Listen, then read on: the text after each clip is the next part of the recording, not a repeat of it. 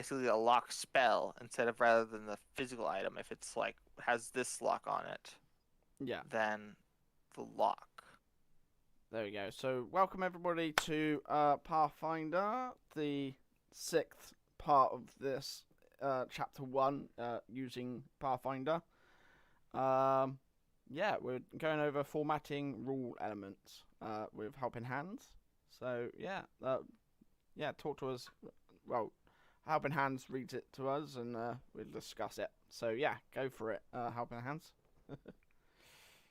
Characters use their avatar effects in the world of Pathfinder by using actions and producing effect. This is an example of case during encounters when every action counts. When you use an action to generate an effect, this effect might be automatically, but sometimes actions necessary that you roll a dice, and effect is based on what you rolled. Throughout the book, you will see special icons to denote the actions. So basically, this little thing means a single action. Two of these like little dots mean two action. Yeah, Three of the dots mean it takes three actions to finish it, and you get three actions per turn. You also get a reaction, which basically is something you can do when it's not your turn, but when something happens, like activate a shield when someone attacks you, or things like that. And free action, you get unlimited amount of these. yeah, They don't require to use any of your actions.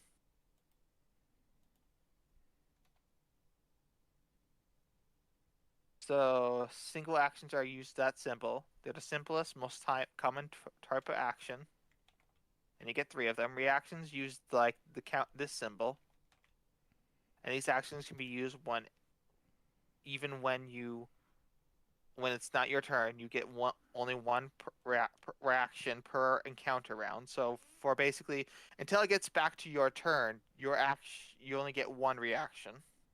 I see.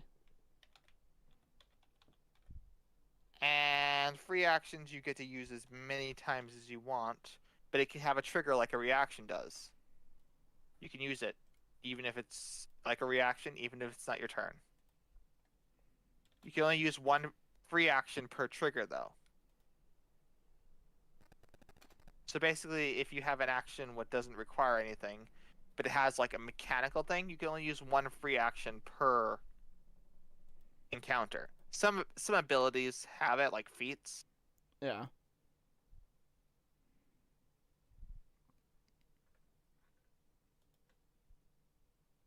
You can decide which to use.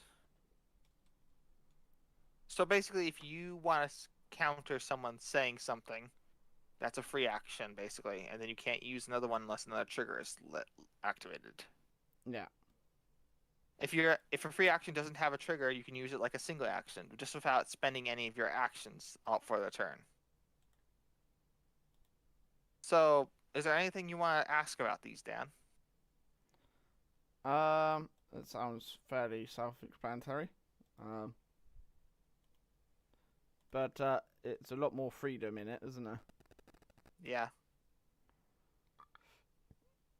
There's a lot of actions you can take. There's like an entire list that most like builders, so get used to reading. Yeah. But we're learning the basics anyway, so we Yeah. can learn how to play the game. You know. Activities are next. Yeah. Activities are special tasks that you complete by spending one or more of your actions together. Usually an activity uses two or more actions and lets you do more than a single action would allow.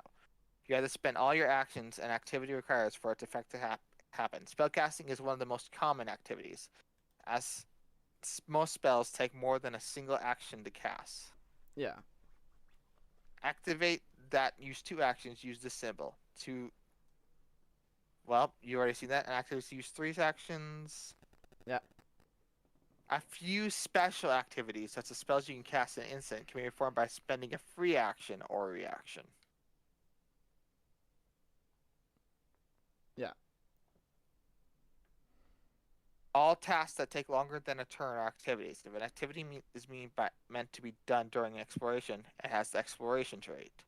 An activity that takes a day or more commitment. Blah, I had a tongue twister. Sorry. It's okay. Keep going. An activity that takes more than a day or more of commitment and that can be done only during downtime has a downtime trait. Yeah. Reading rules, I'm just going to go briefly into this. Yeah. The book contains hundreds of rules, elements that give characters new and interesting ways to respond to situations in the game. All characters can use all basic actions found in Chapter 9 in this book, but an individual character has often special rules that allow them to do more things than other characters can't. So basically, every class, race, and background might give you an extra action you can do what other characters can't. But there's a certain amount of background actions you can do for every character. Yeah.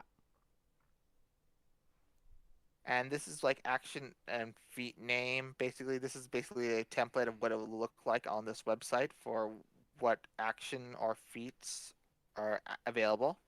Yeah. Look at if you're looking for something specific, if your class can do it. Look at these. Yeah. And that's the actions, basically format of rule elements part of this. Yeah. Now, after this, we'll go into character creation. Have any questions, Dan, about this? About what? That was basically that section. Yeah, that's fine. We can go on to character creation now. Yeah. Yep. Okay. We'll go on character creation. Character creation. Unless you're a GM, the first thing you need to do when playing Pathfinder is create your character. Is that up to you to imagine your character's past experiences, Yeah. personality, and worldviews, and this will set the stage for your role-playing game. Basically, you need to create this character, and you have to give him his background, his personality, what he's experienced, what his worldview is. That is up to the players. The GM can help, but it's your character. You have to help decide it. Unless you're doing a pre-made campaign and you're doing pre-made characters, then it won't be as bad. Then you just try to run the character which you've chosen. Yeah, exactly.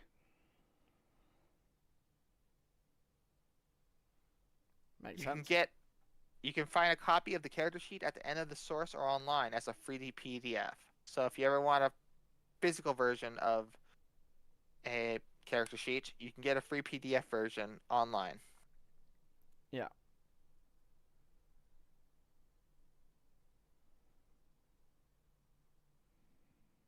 All the characters creations, all the steps to character creation are detailed in the following section, each marked with a number that corresponds to a sample character sheet, showing where the information goes.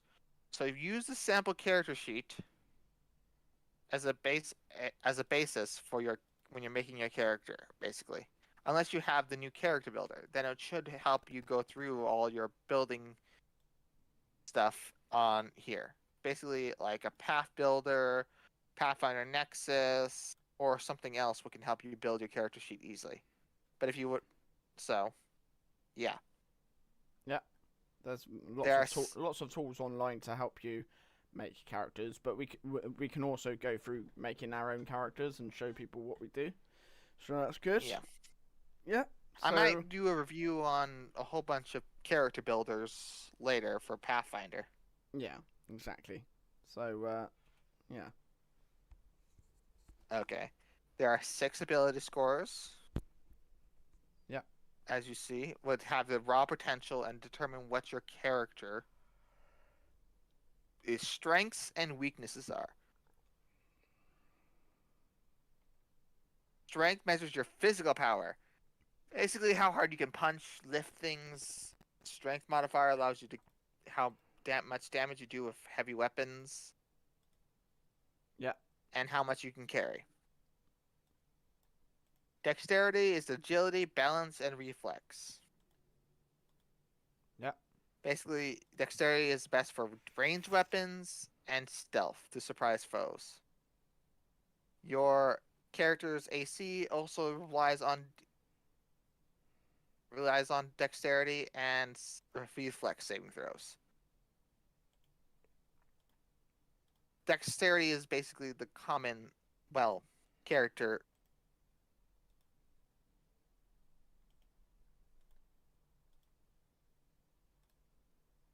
Did you stop talking? Did you disconnect? Execution Ah, measures your character's overall health I think you and disconnected stamina. a little bit, but cool. Okay, sorry. It's okay. You're just saying about dexterity and then it fizzled out a minute. But yeah, constitution is your health and stamina. Yep. And is important for statistical characters, especially those who are fighting in close combat. Yep. Basically, it's your first constitution and hit points and fortitude saving throws. Yeah. That's an important save. Yeah. Intelligence measures how much your character can learn and reason. Yeah. A high intelligence your character allows you to analyze situation and understand patterns. It means it becomes trained in additional skills that might be to master additional languages. Yeah. It's also one of the main things for certain classes for their spell casting. Yeah. Wisdom measures your character's common sense, awareness, and intuition. Your wisdom modifier is added to your perception and will saving throws. Perception is how well you can notice your surroundings. Yeah. And if you have high wisdom, it means you know common sense. Yeah.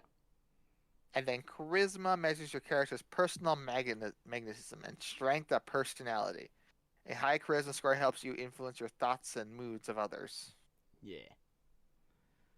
That's cool. And then that's an example of the character sheet. All those things to fill out.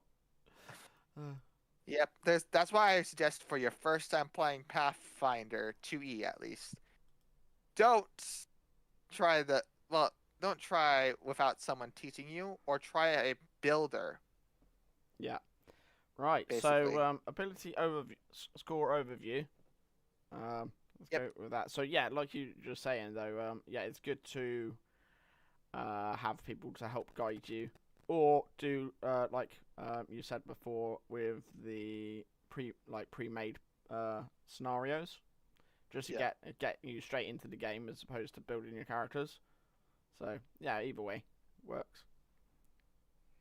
Each ability score starts at 10, representing average human average. But as you make character choices, you adjust these scores by applying ability boosts, will increase the score, and ability flaws. This is a little different than D&D. Like, there's a lot of ability flaws in most classes, except for humans, because they're just average. They don't get very many ability boosts. They don't get very many ability flaws. Yeah. Ancestry. Each ancestry provides the ability boost and sometimes an ability flaw. If you are taking any voluntary flaws,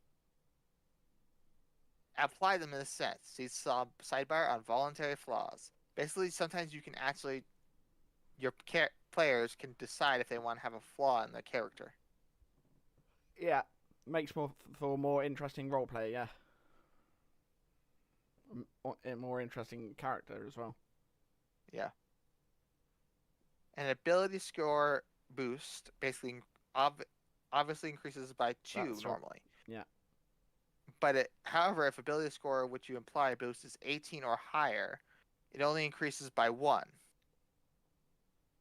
At first level, a character can never have ability score that's higher than 18. Cool. So yeah, background provides to ability. Class is important for key parts of your character. Determine scores. You after these steps, applied the choices. Yeah. So basically, then it all comes together. So these are ability boosts. Ability flaws are not as common in Pathfinder. if a character has the ability for is likely from their ancestry, Yeah, and you decrease that scoreboard total. yeah, and it's all designed to have an enjoyable game. So if you're not enjoying something, you can always take it away, or add it, you know. Yep. So if Yep. someone's like, "I'm a perfect character," you can be like, "Yeah, but here's a flaw for you to think about." Maybe like too much arrogance, maybe. I'm too prideful. Stuff like that. Just ideas. Right, ability modifiers. Basically, these are abilities. When you finish applying your ability score, you can use them to determine your ability modifiers. Basically, what your modifier is for every other ability in the game from your ability score. So if you have a 1 ability score, you have a -5. Yeah. But you can get higher than 20 in this game. It's pretty impressive. Yep. So it only goes up to 24 and 25 because I don't think you're like that high level and gonna get a high level yet, but it's a +7. Yeah. It doesn't cap you, which is good. Well, there is technically a cap, but that's because levels exist. There's not very many not many players get higher than level 20 because it's so balanced, this game. Yeah, it's good. And if you try something that high level, you're in end of the world stuff. Yeah, no, that's good though. I like it. Yep. Alternative ways of applying methods. You can roll scores. You can assign them. You can roll in a sky source. Like if you roll it, you would discuss the 2, and your total out of value would be 15. Basically 4d6, like 46 rolls, basically, for every player. That makes sense. Yeah. Oh, so you literally roll the dice and then apply it. That's cool. Yep. That's cool. Assign ability boosts and ability flaws. Apply your ability boost your character gains from your ancestry, but your character gets one fewer free ability boosts than normal. If your character has ability flaw, apply those next. Yeah, exactly. Finally, apply one ability boost to your ability score specified in the character's background. Yeah. These ability boosts cannot raise the score over the 18, so remember that. Yeah.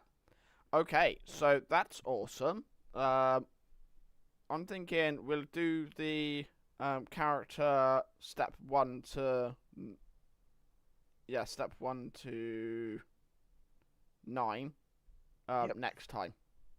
That'll be good. Next week. But yeah, so this is where we've got to. We've got to step 1, character creating a concept. Alright, so we'll go into this next chat. Thank you everybody for watching. Leave comments and stuff down below. We're learning it as well, so please, help us learn along with us.